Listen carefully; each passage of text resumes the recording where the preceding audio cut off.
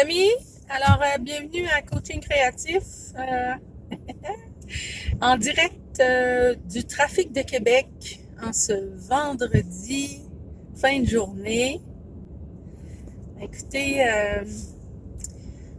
juste vous partager un petit truc que vous connaissez sans doute, mais je veux le partager avec vous. Ça va me tenir compagnie pendant que j'essaie de m'extraire de ce joyeux bordel de trafic. Alors, je suis dans le secteur du Costco Le Bourgneuf et je tente de rejoindre Pierre Bertrand pour revenir à la maison.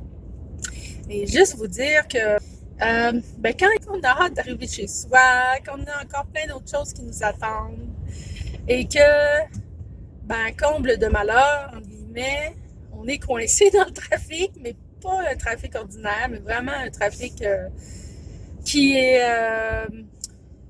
nous force à exercer des trésors de patience. C'est pas le temps de pogner les nerfs, comme on dit en bon québécois, n'est-ce pas? C'est pas le temps de se laisser aller à la frustration de se faire couper par une voiture, à se laisser aller disons, de laisser notre fatigue puis notre frustration nous déborder, mais au contraire, c'est le temps de se donner tous les moyens de respirer par le troisième œil, si c'est possible, façon de parler.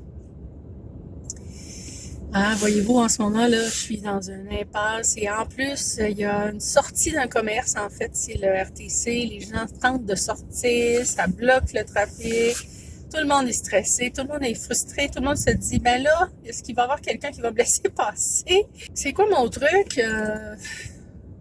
Moi, je chante, j'écoute de la musique. D'ailleurs, à la fin de la journée comme ça, habituellement, il y a toujours, c'est pas pour rien d'ailleurs, je pense, il y a toujours des émissions retour à la maison avec de la bonne musique ou bien de l'animation dans nos postes de radio, quel que soit le vôtre, votre préféré. Juste un petit cue comme ça, un petit rappel. Je vous en prie, ne vous laissez pas aller à la fatigue, à la rage, à l'écœurement, au découragement. Profitez-en donc pour être un brin tout seul. Si des enfants, s'il y a un conjoint, s'il y a un deuxième chiffre puis un troisième chiffre vous attend, profitez-en donc pour écouter votre musique préférée que personne ne va pouvoir critiquer d'ailleurs pendant que vous allez être en train de conduire tout seul pris dans le trafic.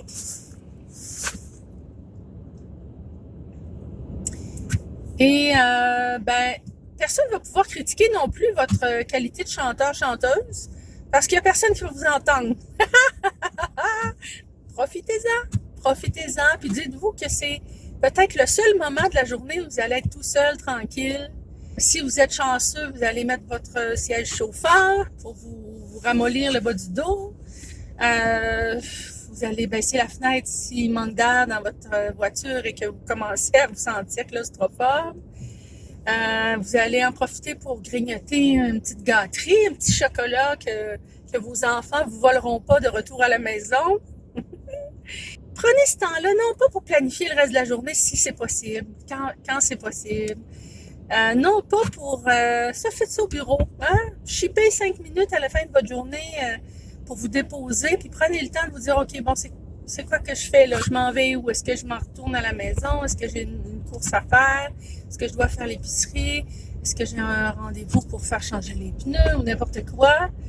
Pour pas être confus sur la route, là, ça c'est toujours bon de se poser avant de partir. Des fois, entre deux activités, on peut devenir un peu perdu dans sa tête, là. Surtout quand on est fatigué à la fin de la semaine aussi, mais n'importe quand à la fin d'une journée. Alors, prenez donc ce temps-là quand c'est possible. Exercez-vous à cette hygiène de vie, de prendre le 15 minutes, la demi-heure, le 3/4 d'heure, l'heure, ça dépend toujours de votre éloignement bureau-maison, bureau-domicile. Et si c'est dans l'autobus, c'est idéal parce que là, vous n'aurez pas à souffrir du trafic en tant que conducteur. Mais si vous êtes en train de conduire, pour le bien de vous-même, pour votre sécurité, pour le bien de la sécurité des autres aussi, qui partagent la route avec vous, Mais surtout pour vous-même, dites-vous donc que ce temps-là, vous êtes tout seul dans votre voiture, ça peut être un moment précieux, juste à vous. Il n'y a personne qui va vous demander de subvenir à ses besoins. En même temps, là, je vous entends penser. Bien sûr qu'il y a le téléphone. Hein, on a, avec nos Bluetooth aujourd'hui, on est facile à joindre dans nos voitures. Maman, je veux manger de la pizza! Chérie, achèterais-tu une pinte de lait? Bon, c'est toujours possible d'être joignable, mais on peut gérer les urgences aussi. Hein? C'est possible de dire, OK, oui, c'est bon, puis là, rappelle-moi pas, là. C'est bon, on va se voir tantôt à la maison. Puis de vous garder ce moment-là pour vous tout seul, puis d'écouter vos chansons préférées, puis de vous déposer. Bon, vous pourriez aussi en profiter pour faire un petit tour dans votre tête, un petit retour sur votre journée, juste pour balayer en esprit qu'est-ce que vous avez vécu comme journée. Est-ce que c'est une bonne journée? Est-ce que vous êtes satisfait? Est-ce que vous êtes inquiet, soucieux de quelque chose? Bon, c'est peut-être pas le temps de faire de l'analyse à pu finir, là, ça c'est vrai. Les flics qui faisaient la circulation, puis qui crient après les passants pour qu'ils passent. Tout le monde se crie après. Quel monde de fou! Quel monde de fou! Il y avait une voiture qui m'a coupé par le côté. Puis moi, je voulais tout simplement aller tout droit, mais de la façon que c'était installé, c'était pas évident là, que je pouvais passer ou non. Puis moi, ben, je n'irais pas me tuer sur la route parce qu'il y a un flic qui s'endure pas le péteux. Alors voilà, je partage ça avec vous. Hein? On va lui dire à lui aussi notre petit truc. On va lui dire à lui aussi de se calmer. Parce qu'on partage tous la route. Puis en fait, on partage pas juste la route, on partage la vie. Dans la vie, on partage beaucoup de choses. On partage entre les gens, là, dans la vie, qu'est-ce qu'on fait? On partage la route, on partage l'environnement, on partage les lieux de travail. On côtoie toujours quelqu'un dans la vie. À un moment donné, là, si on commence à toujours être fâché à cause d'un individu qui ne fait pas les choses comme nous on voudrait, qui nous embarrasse, ça peut vraiment être longtemps, puis ça crée tellement de conflits inutiles, de souffrances inutiles, de stress inutile. Mais les fins de journée, c'est les pires moments. C'est les moments où les gens, chacun est fatigué d'être consacré à sa journée de travail, aux autres. C'est-à-dire que c'est correct de se consacrer aux autres, d'avoir d'être engagé à rendre des services, ne serait-ce que pour un salaire, mais aussi pour des valeurs humaines. Mais il y a un temps où on a besoin de se retrouver à soi pour soi, c'est vrai. Mais il faut doser les choses. Hein? Je veux juste vous rappeler de trouver vos petits rituels de fin de journée. Je vous encourage à vous en trouver qui font votre affaire. Que ce soit comme moi de chantonner dans l'auto. Là, je ne vous ferai pas de démonstration. Ou d'écouter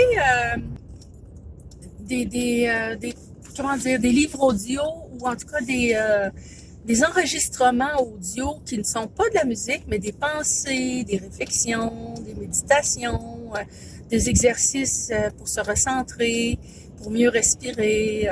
Parfois des trucs inspirants. Par exemple, on a beaucoup de penseurs qui sont assez géniaux, qui ont des livres audio, que l'auto est l'endroit idéal pour les écouter. On est tout seul, on n'est pas dérangé. Puis ça peut être, par exemple, des textes de motivation. Moi, j'aime beaucoup tout ce qui touche à la motivation en lien avec les projets de vie, se garder motivé puis se garder engagé dans un projet. Ça, c'est des choses que j'aime beaucoup entendre dans l'auto. Par exemple, quand je vais travailler, il me semble que ça démarre bien ma journée.